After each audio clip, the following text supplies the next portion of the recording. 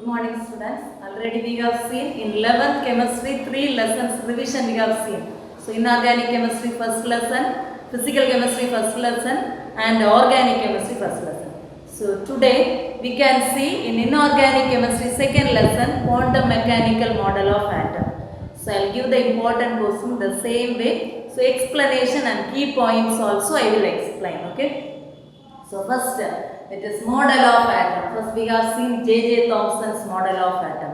So according to his theory, so previously before J.J. Thomson's model, so scientists have thought about that. So atom is indivisible, isn't it? So afterwards J.J. Thomson has done his model that is called as watermelon model. According to his model, a tiny positively charged nucleus is at the center of the atom and electrons or negatively charged electrons are just embedded as like seeds. So this is called as J.J. Thomson's model of atom. So this model has some of the drawbacks. So that to overcome this drawbacks, so next experiment done by Rutherford, that is Rutherford gold foil experiment. Rutherford gold foil experiment.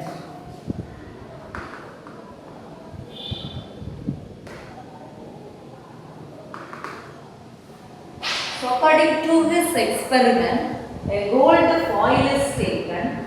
So through this gold foil, so accelerated maybe from the tungsten X-rays are allowed to fall over this gold foil. So some of the rays get deflected at the angle of 180 degree. So that's the first observation. So alpha rays. So when it is consider this as a gold foil. So through this gold foil, so we are taking alpha rays. So these alpha rays are allowed to pass on this gold foil. So what will happen is, so when the alpha rays are allowed to fall over this gold foil, so some of the rays are passes through the foil. Okay. So some of the rays they passes through the foil and some of the rays they get deflected exactly at 180 degree. Okay. And some of the rays get deflected at some other angle. Have you understand? So what it is?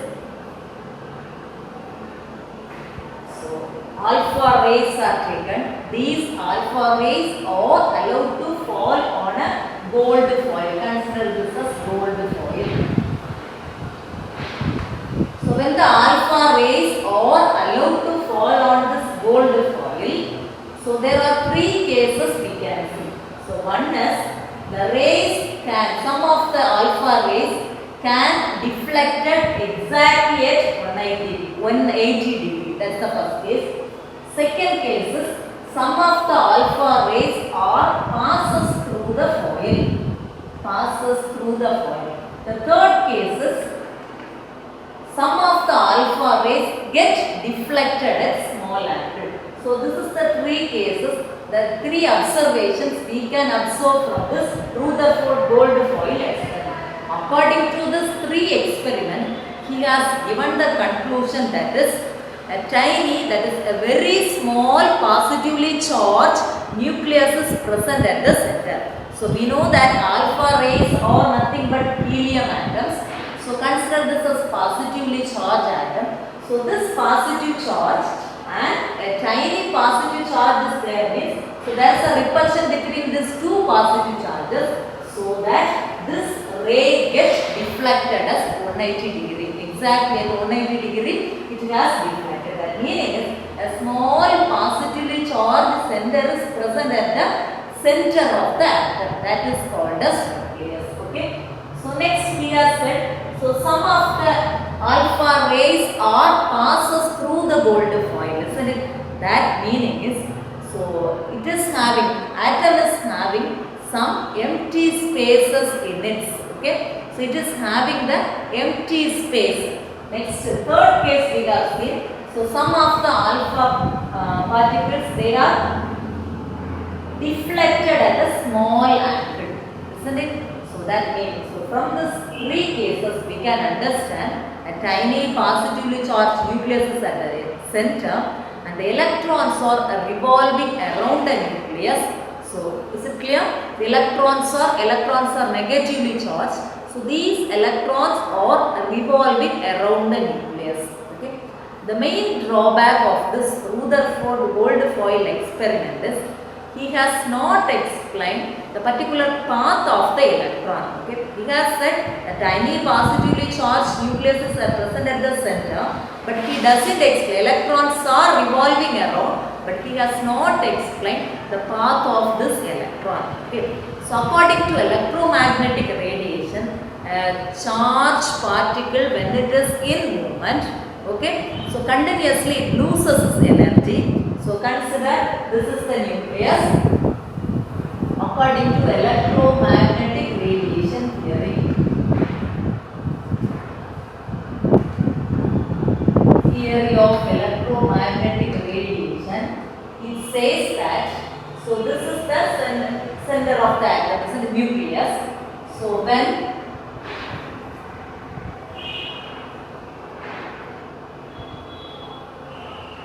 electrons are revolving around this nucleus in a particular path, so according to this is actually it is not a Rutherford model, it is so like this. It is moving in a path like this. Okay, this is the exact model, but according to Rutherford. So when the atom when the electrons are revolving around this nucleus, it is not given a certain path according to Rutherford. So, according to theory of electromagnetic radiation, it says that when a particular charged particle, so here electrons are negative chargeable, on movement, it loses its energy in the form of radiation. Here also, when the electrons, they are charged particles, when it is started to move over, around this nucleus, it loses its energy in the form of radiation, and finally, so when the energy is reduced, getting reduced means like this, isn't it? Then finally, there is a possibility of electrons fall on this nucleus and atom will collapse. So he has not given the certain path of, certain location of this electron. So that's the drawback of this Rutherford or gold foil experiment. Okay. So to overcome this Rutherford gold foil experiment, to overcome this drawbacks, so next scientist has given idea about the atom, that is Niels Bohr. Okay. So first important question from this second lesson is Rutherford gold foil experiment.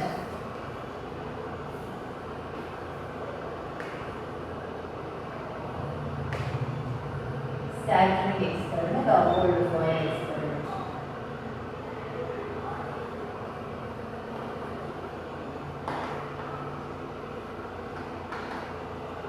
So here, so next we can see Bohr atom model.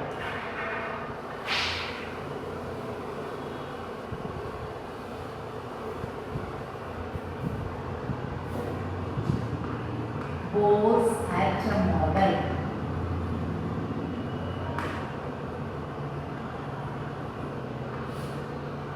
So according to Bohr's atom model, it has explained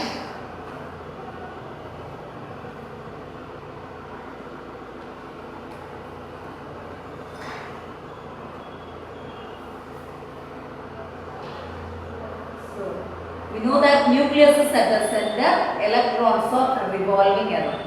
The energies of the electron is quantized. The main drawback of Rutherford gold foil experiment is it has not explained the exact path orbit of the electron, isn't it? So here first point itself, it has given according to Bohr's atom model. So he has explained the energies of the electrons are quantized. Energies of electrons is quantized.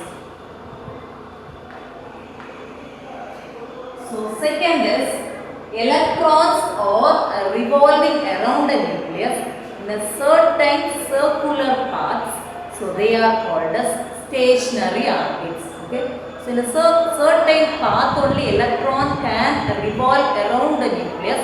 So these certain circular paths is otherwise called as stationary orbits.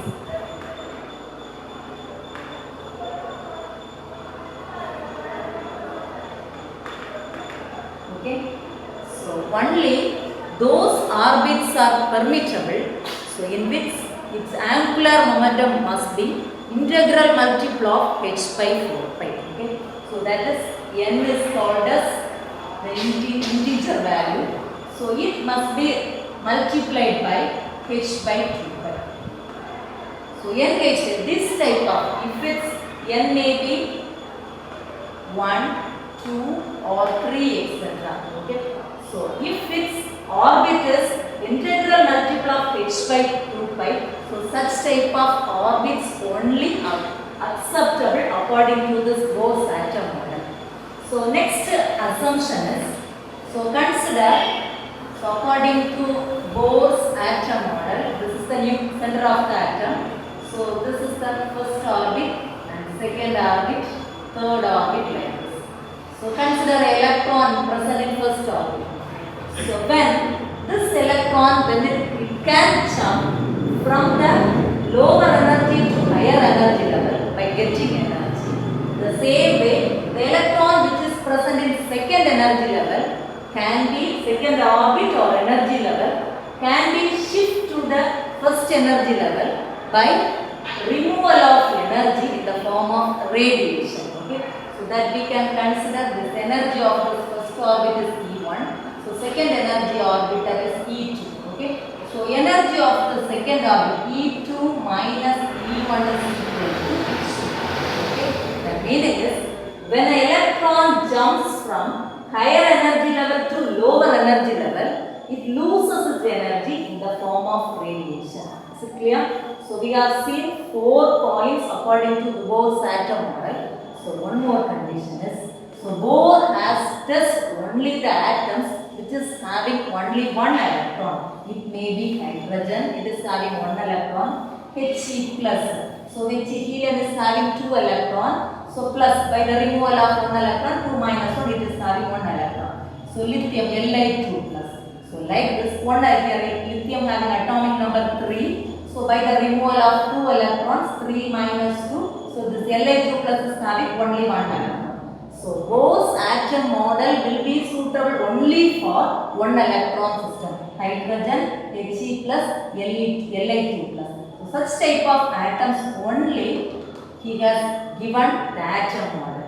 So from this he has given the radius of the atom and the energy of the atom.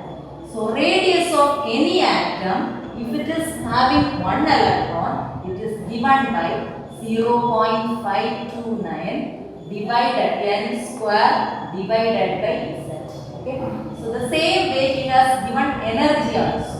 So energy of the atom which is having 1 electron can be calculated. So its value is given as minus 1312.8 Z square by n square kJ mole power minus 1.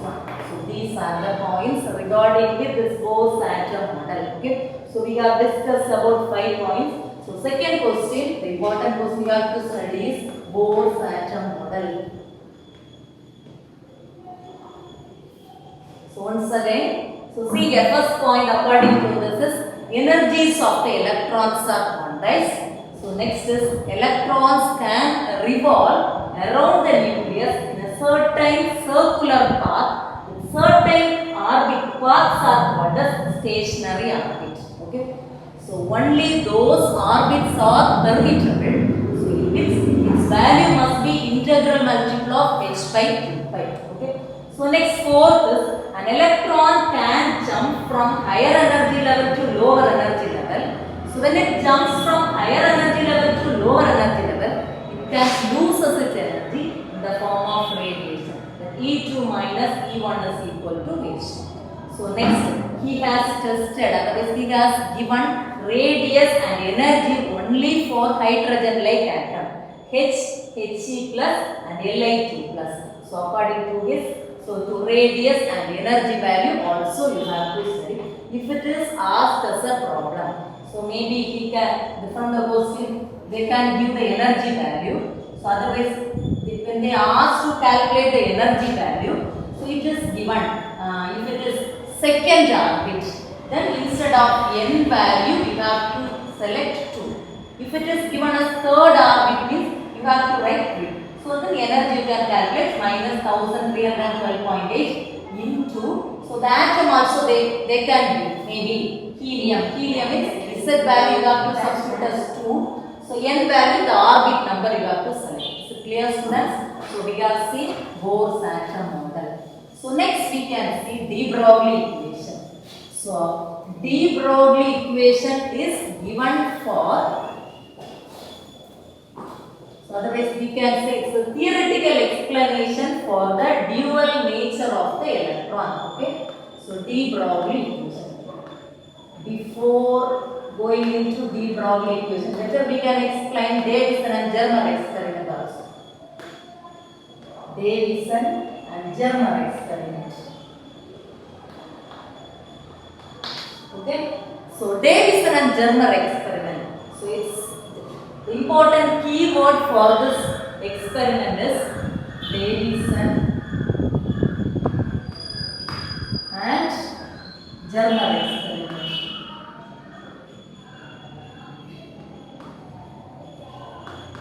Okay. So it is, so usually the electrons which is accelerated from a tungsten filament is taken. Okay. So a tungsten filament, when it is heated, it can produce these electrons. So these electrons are allowed to fall on a crystal, nickel crystal. Okay. So from this electrons are accelerated. So it is fall over a nickel crystal. So when these electrons are allowed to fall over this nickel crystal, so this rays are getting deflected. Okay. So these electrons are getting deflected in different directions. So from this deflection, so these are recorded in a photographic plate. So here a photographic plate is there. So these diffraction pattern. So when you are seeing, so it is given like this. Concentric circles are there, isn't it? So already a scientist according to Bragg scientist according to X-ray diffraction studies, he has said that so if particular atom or maybe ion or whatever maybe, so if it is had such type of nature, that is if concentric circles are there, this is a diffraction pattern. So if anything, it can have the capacity of forming, so such type of diffraction pattern means we can say that the particular ray is having wave nature. Okay, the particular ray is having wave nature. So for wave nature, we can best explanation is, so when you throw a stone in the pond, so you can see some concentric circles, isn't it? So that is in the form of waves. The same thing here also. So electrons, diffraction pattern when you are seeing like this, isn't it? So according to Bragg's experiment, so X-rays they have possessed such type of this diffraction pattern. So from that Bragg has explained, so if any object, if it is having the capacity of forming concentric circle like this, diffraction pattern means we can explain. So such things they are having wave nature. So from this we can understand this electrons are having wave nature. So Davison and Germer experiment important keyword is to test the wave nature of the electron. So what's the use of this Davison and Germer experiment? So it is useful to test the wave nature of the electron. So experiment I have explained, only in short it is given. So important 2 points you have to write there. One is, so Davison and Germer experiment, it is useful for the useful to test the wave nature of the electron. Second is the diffraction pattern is similar to the, So Bragg's diffraction pattern. So that is for X-rays. So this is for electrons. Okay. So now we can see de Broglie equation.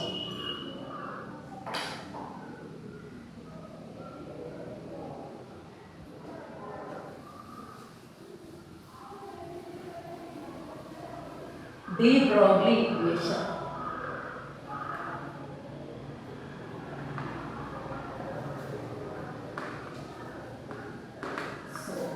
So de Broglie equation is used for the calculation of wavelength. Okay. So lambda we can calculate. So by using two equations. One is according to consider a photon ordinary sunlight. So this photon is having both wave nature as well as particle nature. So consider if photon is having wave nature. Photon, if it is having wave nature, so its energy is equal to h nu according to Planck's quantum theory.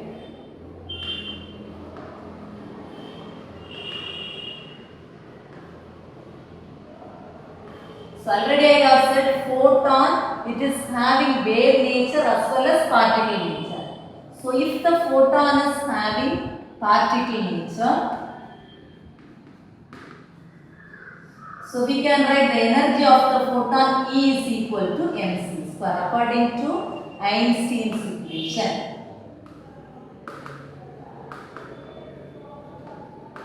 Okay. So when you are seeing these two equations, left hand side is equal. So we can equate the right hand side. So h nu is equal to mc square. Okay. So next what you have to substitute is nu is equal to c by lambda. Okay. So substitute in this equation h into c by lambda is equal to mc square. Okay. So this c and this square we can cancel. So h by lambda is equal to mc. Is it clear? So next rearrange the equation. Lambda is equal to h by mc. So this is the wavelength calculation for photon, isn't it? So if we need to calculate wavelength for any material particle, so this mass of the electron can be changed by mass of the material particle. C is the velocity of light, can be changed by the velocity of the particle. So instead of C, you substitute V. So lambda is equal to h by mv. So this is the equation for wavelength. Have you understand? So once again, so E is equal to h nu according to Planck's quantum theory. Consider photon is having wave nature. So next E equal to mc square according to Einstein equation. So we are considering photon is having particle nature. So equate these two equations. So you are getting lambda is equal to h by mc. So this is the equation for wavelength of sunlight. If you need to calculate wavelength of any material particle, it may be electron or proton or atom or a molecule. So lambda is equal to h by mv. Okay. So here lambda is the wavelength, h is Planck's constant, m is mass of any particle. So v is the velocity of that particular particle. Okay. So next 2 more questions you have to study, that is Heisenberg uncertainty principle.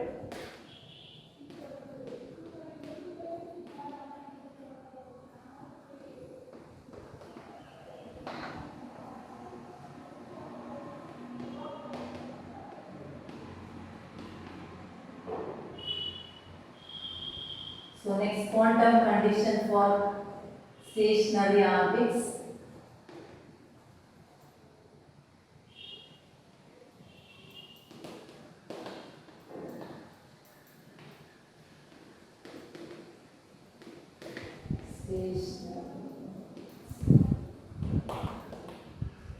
So Heisenberg uncertainty principle, next we can see.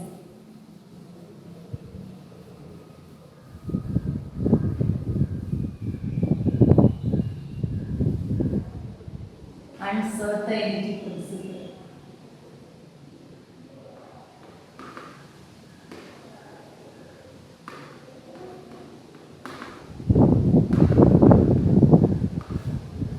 according to the mathematical expression of this Heisenberg uncertainty principle, so delta x or delta p greater than or equal to h by 4 pi. So if it is asked as a problem, so no need of using this greater than symbol, only you have to use equal to.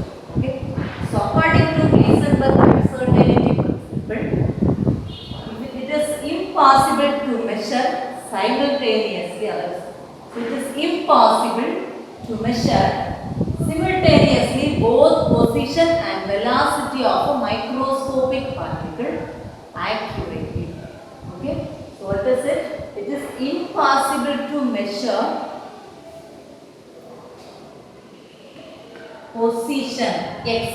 So x is the position of the particle. Okay. And velocity v of a microscopic particle, it accurately we cannot determine. Okay. So here v velocity is given, here p momentum is given, isn't it? So if it is asked in a problem, so they can ask calculate the uncertainty in velocity. So they will give the mass and uncertainty in position.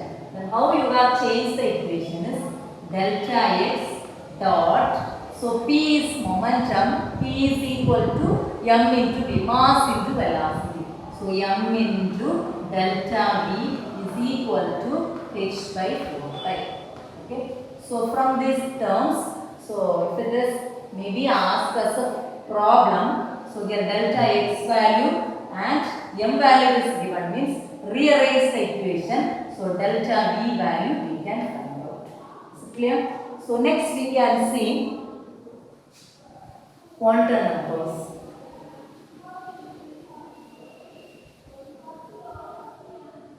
Quantum numbers.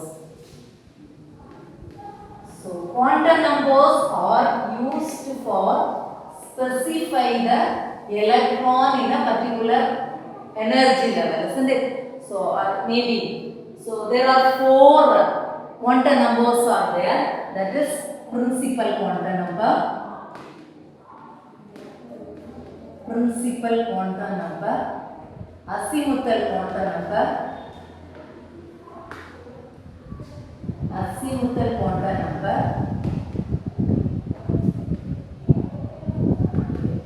okay. So principal quantum number, so it denotes the energy level of the particular electron in an atom. Okay. So there are, we know that this according to quantum mechanical in this lesson. So first we have studied some of the atom model, isn't it? So that is first we have seen J.J. Thomson's model of atom, Rutherford Goldfoyle, Bohr's atom model. So these 3 are first topic. So next we have seen about this electron wave nature related to 2 questions, de Broglie equation, Davison and Germer experiment. So next we have seen Heisenberg uncertainty, 2 mark question. Heisenberg uncertainty principle and quantum, these 2 questions. So next quantum numbers, isn't it?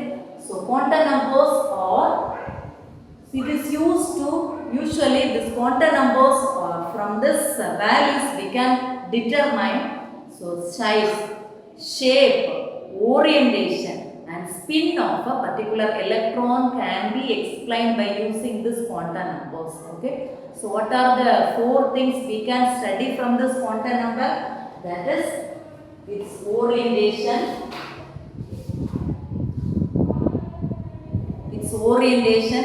size, shape and spin can be explained. Okay.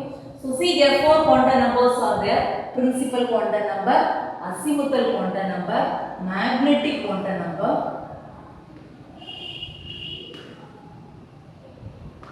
last one is spin quantum number.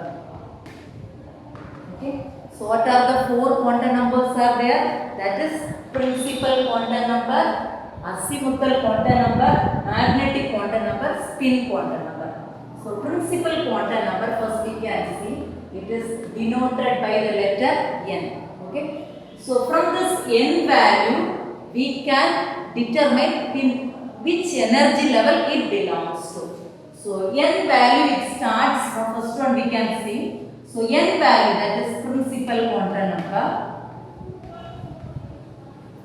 Principal quantum number. So this n value is equal to 1 means that shell is called as K shell. Okay. So if n is equal to 2, that shell is L. N is equal to 3, M. N is equal to 4, that is N shell. Okay.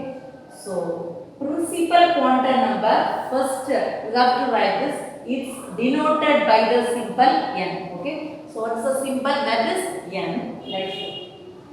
Depending upon the N value, so we can denote if N is equal to 1, 2, 3, 4, that is represented as K, L, M, N shell. Okay.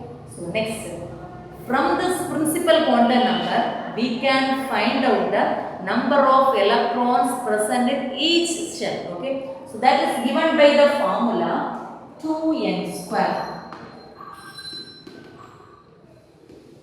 Okay. So for example, so as a problem, so question may ask, so calculate number of electrons present in second orbit. So how you can calculate? By using this formula 2 into 2 square. So which is equal to 2 into 4 is equal to 8. Have you understand? So number of electrons present in a particular orbit can be calculated by the formula 2n square.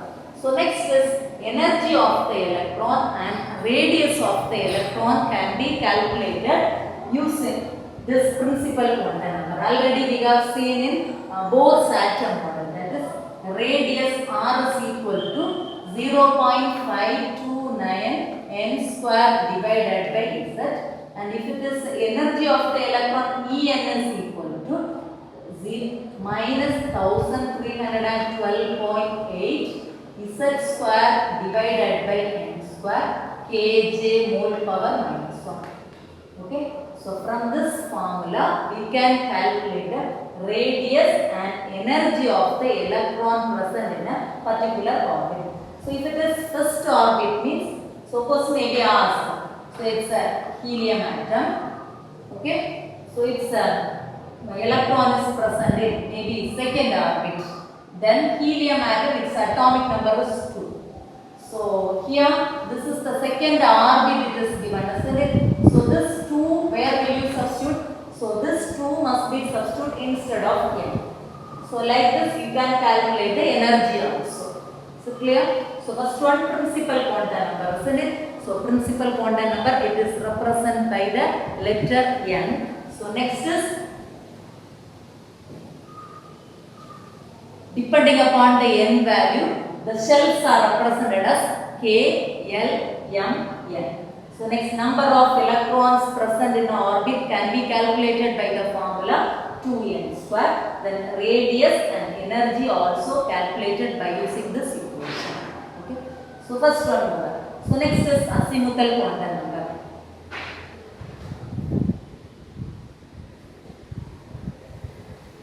So azimuthal quantum number,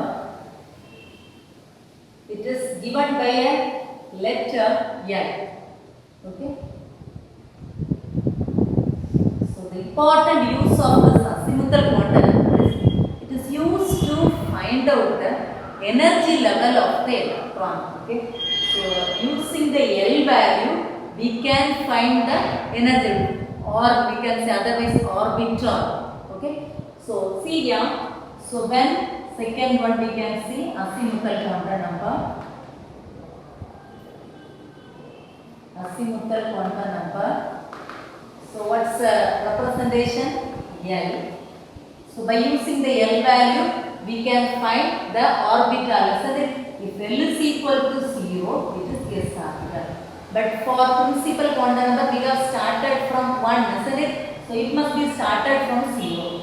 So if L is equal to 1, it is p orbital. If L value is 2, it is d orbital. If L is equal to 3, it is f orbital. Okay. So this, depending upon this azimuthal quantum number, we can find out the orbital of the electron. If L value is 0, that is s orbital. So it is useful for the problem also. If L is equal to 1, it is p orbital, 2 d orbital, 3 f orbital. What's the use of this azimuthal quantum number? So it is useful to find out the shape of the orbital. So by using this value itself, yes, s orbital, we know that what's the shape? It is spherical in shape. So p orbital, dumbbell in shape. So d orbital, depending upon the direction, clover leaf and double dumbbell shape, it will vary. So next we can see magnetic quantum number.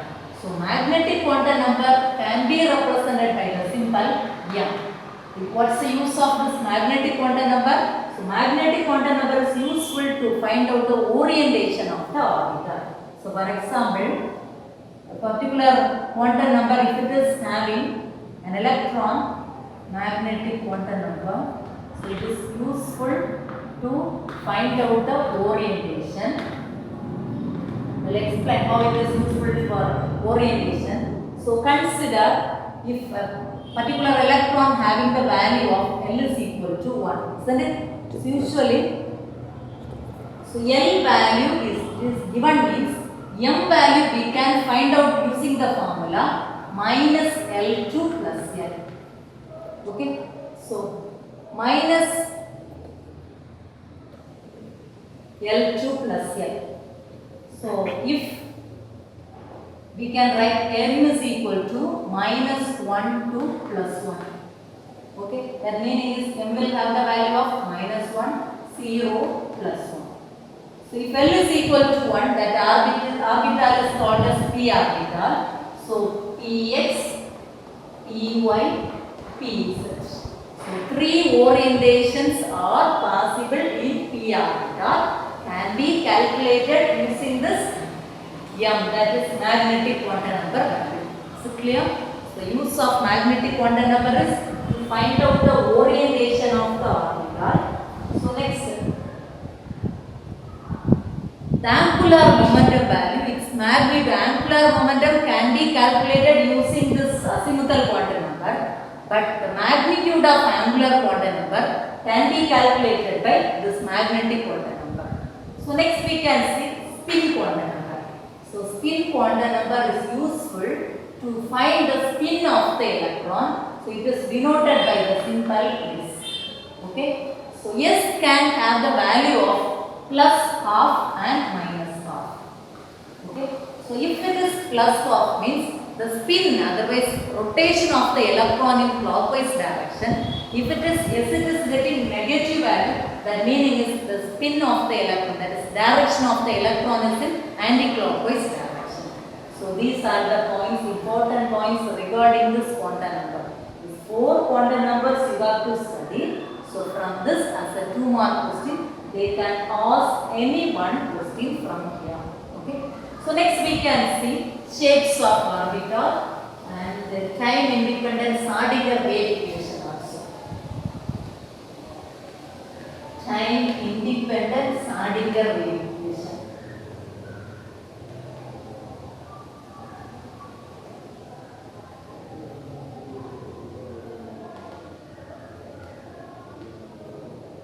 Wave equation. Okay.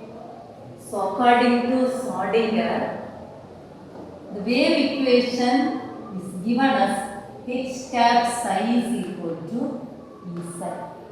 Okay, h cap psi is equal to Ez. So next, h cap is equal to, so already we have studied, minus h square divided by 8 pi square m into dou square by dou x square plus dou square by dou y square plus dou square by dou z square. Okay. So now, so instead of h cap, we can substitute plus b.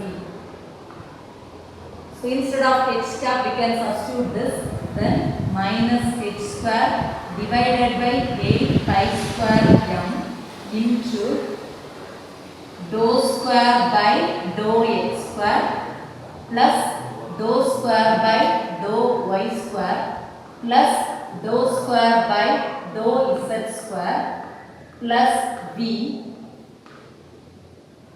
into side which is equal to E side.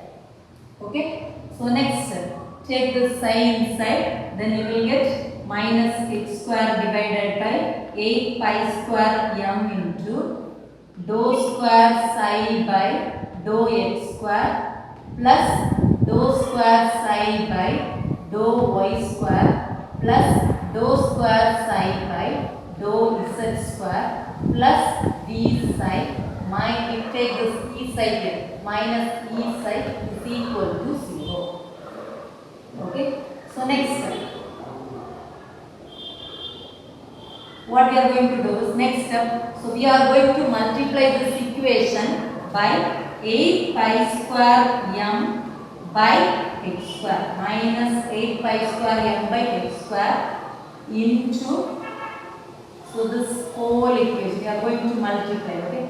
So when you multiply this equation by minus 8 pi square m by x square, so this term will be cancelled, isn't it? So you can get dou square by dou x square plus dou square psi by dou y square multiply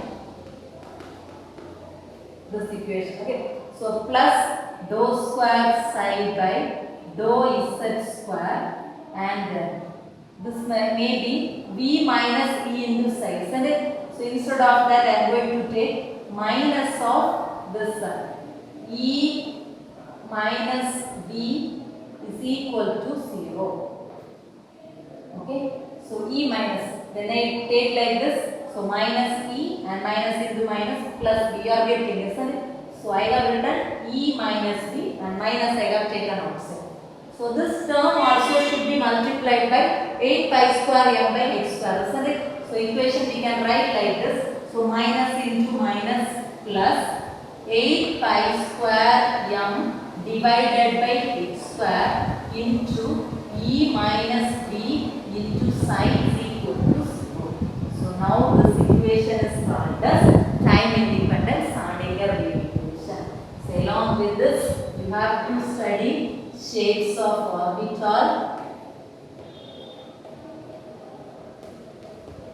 then 2 more questions, Pauli's exclusion principle, alpha principle. It's important questions, you can take screenshot from here. Next, alpha principle.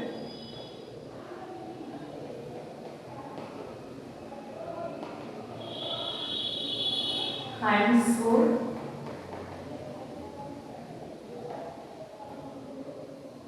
Next, electronic configuration of expected and actual electronic configuration of chromium and copper.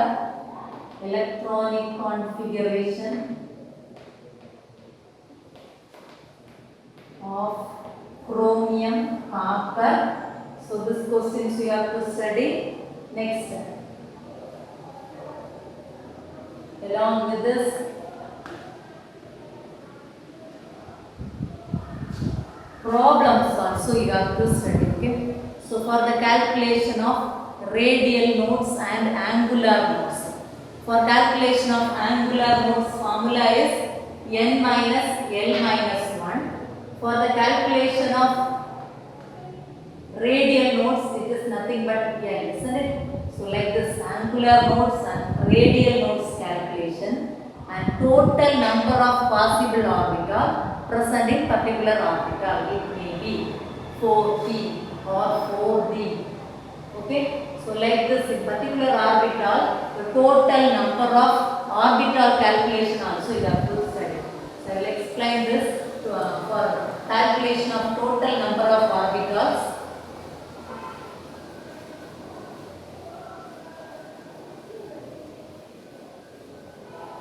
If the question is asked, if n is equal to 4, so how many possible orbitals are there? Okay. So we know that if n value is given, so we can find out the L value from the formula 0 to n minus 1. What's the formula? 0 to n minus 1.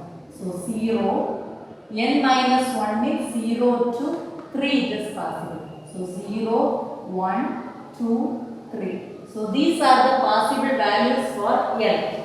So next, M value.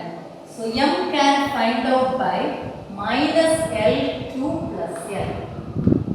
Okay, how we can find out? Minus L2 plus L. So minus L2 plus L means if it is 0, M value is 0. If it is 1, it should get the value minus 1 to plus 1, that is minus 1, 0 plus 1. Okay. So next, if it is 2, minus 2, minus 1, 0, plus 1, plus 2. So these are the values are possible. So next, if it is 3, its value we can write minus 3, minus 2, minus 1, 0, plus 1, plus 2, plus 3. So these are the values are possible. So from this, the total number of orbitals we can calculate by using this. So if L is equal to 0, it is S orbital, isn't it? So orbital S orbital. So this is P orbital, this is D orbital, this is F orbital.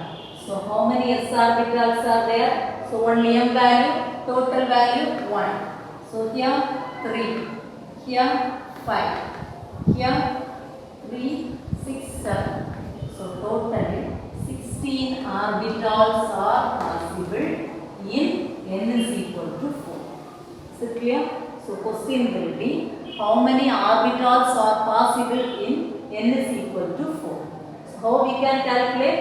So L value first we have to find out. To find out L value, formula is 0 to N minus 1. So by using this L values, next we can find out M. That is minus L2 plus L. So when you do like this, so finally you can get the value, that is 16 here. Okay. So next is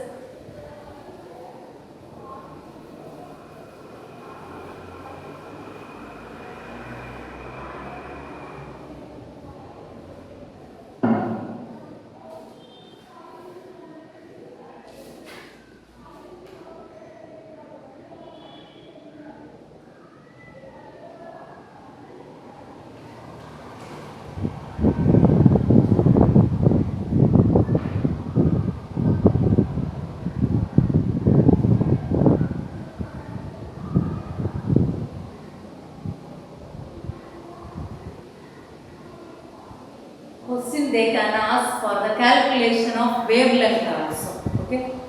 So if mass of the electron and velocity is given means lambda is equal to h by L. Using de Broglie equation, you can calculate the wavelength of the particular length by using the formula lambda is equal to h by mv.